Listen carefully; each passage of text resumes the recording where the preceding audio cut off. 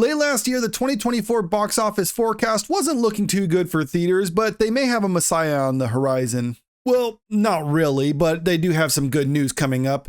And that is, Dune Part 2 is looking like it'll have a pretty big opening weekend. Dune Part 2 is finally here, and movie theater operators couldn't be happier. After enduring one of the worst early winters in years outside of the pandemic, theaters are banking on the legendary and Warner Brothers tentpole to usher in a steady stream of event fare that was delayed by last year's labor strikes. And that's because Dune Part 2 was initially set to come out last November, but the studio delayed it because they wanted to have the actors available to promote the movie, and they couldn't previously when they were on strike. I still maintain that I don't believe actors promoting a movie is really that necessary, but apparently the studio thought it was a good enough reason because they had several weeks in a row where they would monopolize all the IMAX screens in the country, and they're willing to give that up in order to have the actors promote it. So maybe there is a good reason for it, but I'm still just not convinced entirely. Legendary made the difficult decision to delay the movie's release from last fall to now so that Timothée Chalamet and Zendaya would be available to publicize the movie and help broaden out the audience. Both have sway with younger viewers. And it looks like delaying the release probably is going to pay off for them because right now it says in this article from The Hollywood Reporter, in terms of box office potential, this weekend Warner Brothers and Legendary being conservative and estimating $65 million plus domestic opening. And they're saying some estimates have it reaching $74 million, others say $80 million. And that's just for the domestic opening. Once you factor in international screenings as well, that's when you're getting the $150 to $175 million opening weekend for Dune Part 2.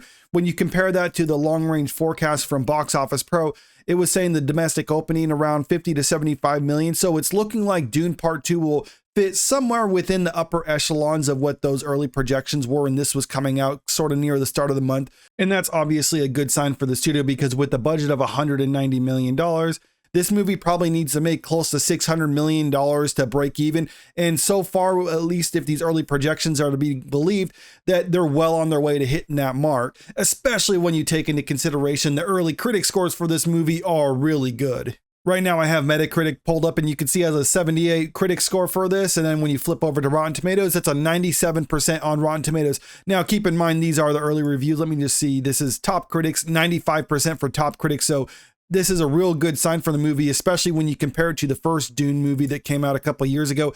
83% critic score for this one. Let's see what top critics said. 78% for top critics. So it looks like this upcoming movie is way better received than the first movie, which is something to compare it to as well when you look at the box office results of the first movie.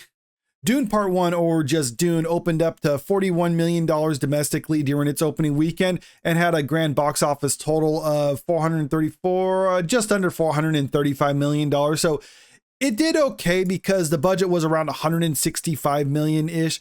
So it just kind of barely made its money back. But you also got to keep in mind that this movie had a same day and date release on HBO Max, not to mention that theaters weren't opened up to 100% capacity because this was during the middle of the pandemic. So a lot of people stayed home and watched it on HBO Max instead of actually paying to go see it in theaters.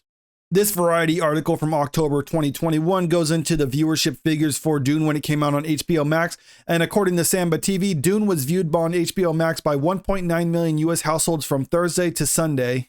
They're saying the number beat out other major releases that had a same day and date release on HBO Max, and they're citing specifically Zack Snyder's Justice League. Now, there's no saying exactly how many people are watching it because it just says 1.9 million households. So that could be one person or it could be several people watching it. And also, just because someone watches it on streaming doesn't necessarily mean that they would be willing to go out and watch it in theaters.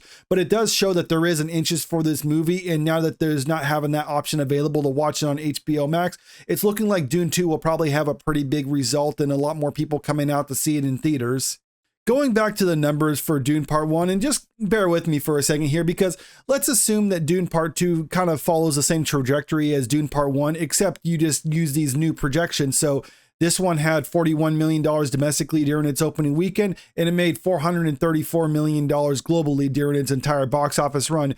If Dune Part 2 is at the high end of its estimates, and let's say it does bring in $80 million domestically during its opening weekend, well, then it does stand to reason that you would double the box office total as well if it's following the same path that the first movie did.